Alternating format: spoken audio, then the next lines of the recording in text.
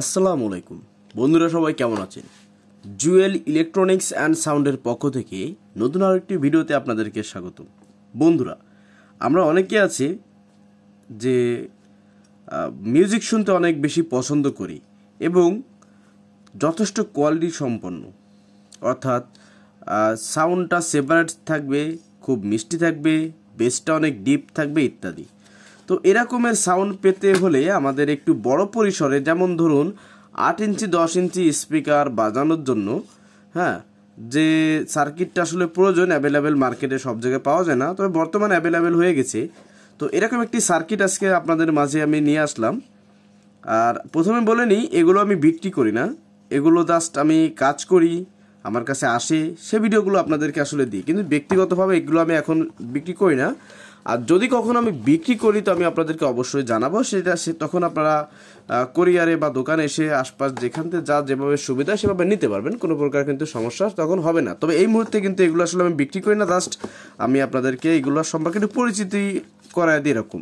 তো এটা হচ্ছে WJ2.13, তার মানে এটা 2.1 একটি সার্কিট, অর্থাৎ আমাদের যে 20-30 যে কম্পিউটার বক্সে যেমন একটা সার্কিট থাকে না, দেখুন নগদে দেখুন, এইটা যেমন এই যে এটা কম্পিউটার বক্সের সার্কিট।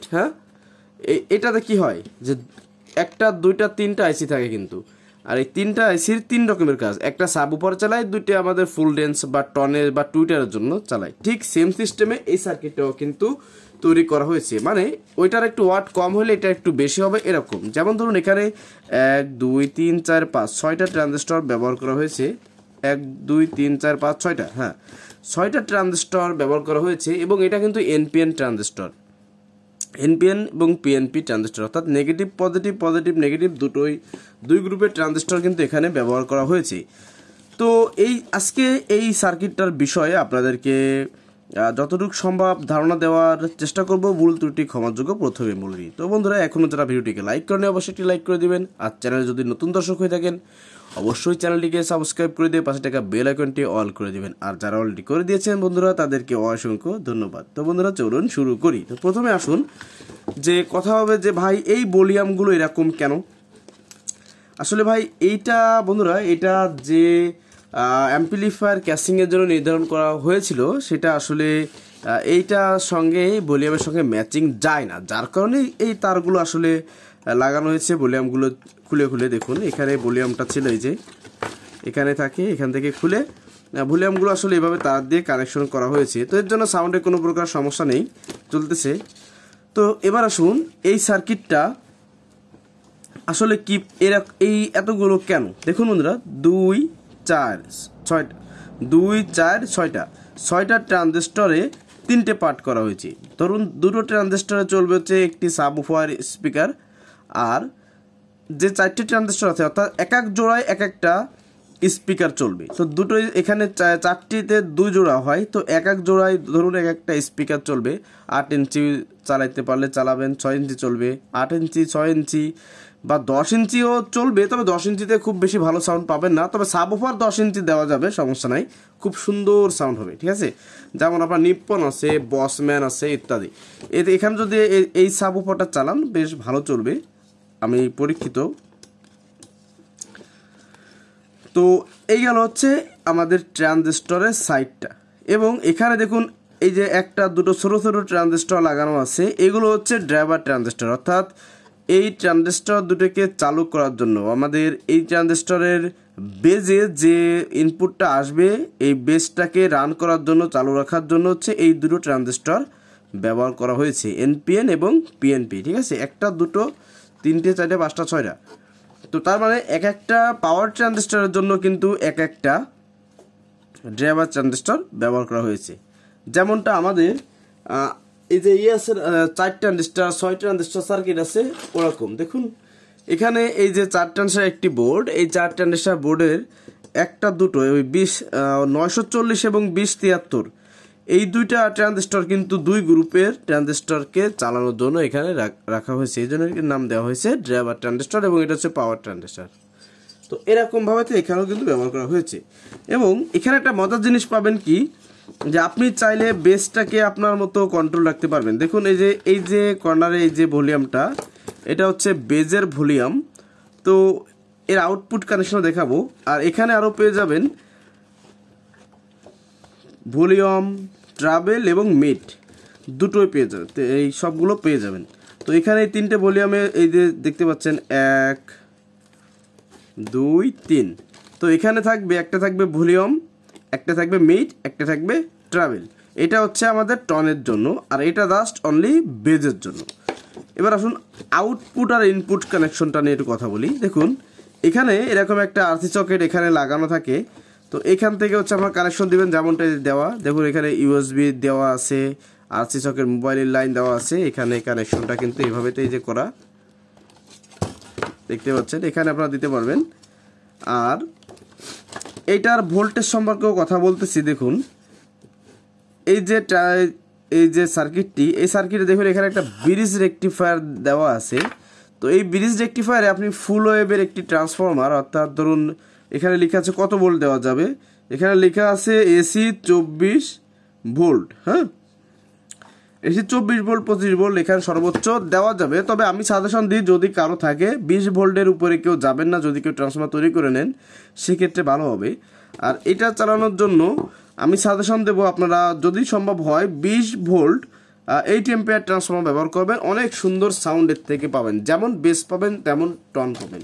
আর এখানে 8 অ্যাম্পিয়ার বলতে কি আসলে ডিরেক্টলি কিন্তু সবসময় অ্যাকুরেট অ্যাম্পিয়ারটা আসলে হয় না, কারণ তার রেটিং অনুযায়ী দেখা যাচ্ছে আমার 8 অ্যাম্পিয়ার লাগবে, তো হয় 7.5 নিতে হবে, না 8.5 নিতে হবে, এরকমের অনেক সময় হয়ে যায়। ডিরেক্টলি কিন্তু আপনার 8 অ্যাম্পিয়ার হয় না, তো এরকম। তো এখানে যদি সেকেন্ডারিতে আপনাদের রাখতে হবে হচ্ছে 18 নম্বর তার, আর প্রাইমারিতে আপনারা কীভাবে কী রাখবেন সেটা কোরের উপর ডিপেন্ড করে আপনারা বাঁধবেন। তার মানে আপনারা যদি 24-0-24 করতে চান সেক্ষেত্রে অবশ্যই 18 নম্বর তার সেকেন্ডারিতে রাখতে হবে, আর ওই হিসাব অনুযায়ী এসিতে যা আসবে দেবেন। তবে ওইটা এই প্রাসঙ্গিক না, এই হচ্ছে বিষয়। আর এখানে একটা জিনিস আমার খুব ভালো লাগছে কি, এখানে দুটো ক্যাপাসিটর আছে 50 ভোল্ট 6800 ইউএফ।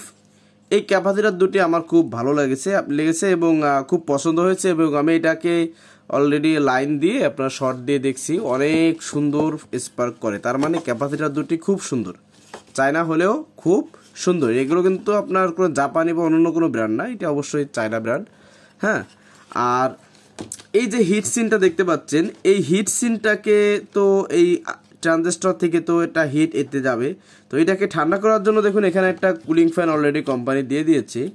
হ্যাঁ, এটা কুলিং ফ্যান দিয়ে দিয়েছে, এবং এই কুলিং ফ্যানটা কিন্তু ডিরেক্টলি যে আমাদের 20 ভোল্ট 24 ভোল্ট বা 15 ভোল্ট দিব সেটাই চলবে। আপনারা কিন্তু চাইলে এখানে 12 ভোল্ট দিয়েও চালাইতে পারবেন, এটা রান হবে বা চলবে, সমস্যা নেই।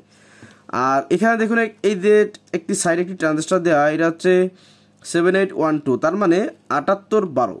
এই 7812 ট্রানজিস্টরটি কিন্তু ব্যবহার করা হয়েছে আমাদের কুলিং ফ্যানটা রান করানোর জন্য। 24 ভোল্ট বা আমাদের মূল যে পাওয়ার সেকশন থাকবে এখান থেকে এটা চালানোর জন্য এটা দেওয়া হয়েছে। আপনাদের এখানে এক্সট্রা কোনো ফ্যান ব্যবহার না করলেও চলবে। এবার আসুন আমাদের স্পিকার আউটপুট। দেখুন এখানে একটা ট্যাগ ছিল, ট্যাগটা ওঠানো হয়েছে।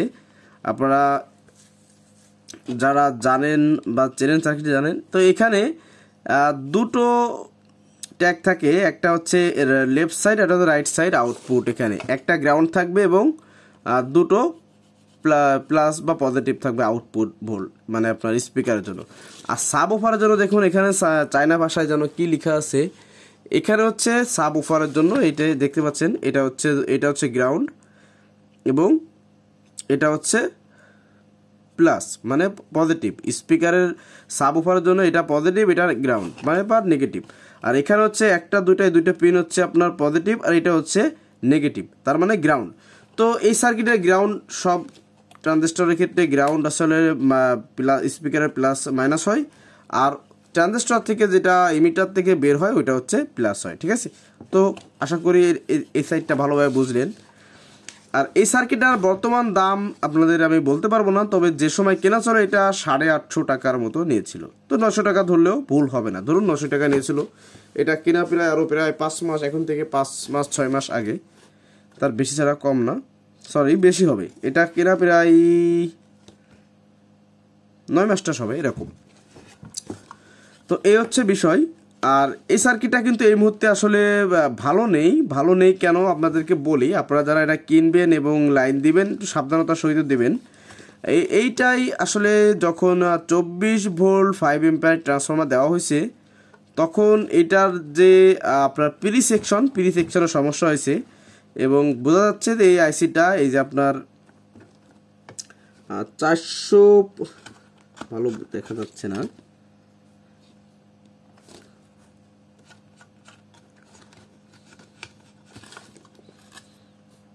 হ্যাঁ এখানে যে আপনার 4558D যে আইসিটা আছে এটা বেজের জন্য, তো এটা আসলে ডিস্টার্ব।